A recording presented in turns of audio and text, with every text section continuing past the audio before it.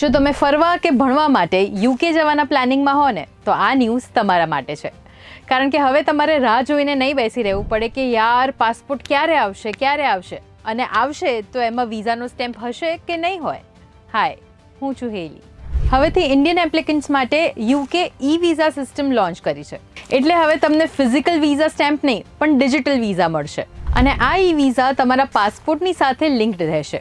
એટલે બધી જ પ્રોસેસ હવે વધારે ઇઝી અને સિમ્પલ બની જશે.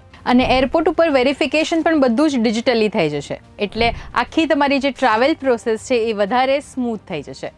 સો જે પણ લોકો યુકે જવાના પ્લાનિંગમાં હોય એમની સાથે આ વિડીયો ચોક્કસથી શેર કરી દેજો. અને ઈ વિઝા મેળવવા માટે તમારે આ સાઇટ ઉપર જવાનું રહેશે. અહીંયા જઈને આ જે સ્ટેપ બાય સ્ટેપ પ્રોસેસ છે એ તમારે ફોલો કરવાની રહેશે. એન્ડ યસ, તમારે બાયોમેટ્રિક્સ માટે તો અપોઇન્ટમેન્ટ લેવાની રહી જ. એના માટે તો તમારે જવું જ પડશે. પણ એ સિવાયની બધી જ પ્રોસેસ ઓનલાઈન થઈ જશે. અને પાસપોર્ટ તમારે સબમિટ કરાવવાની જરૂર નહીં પડે.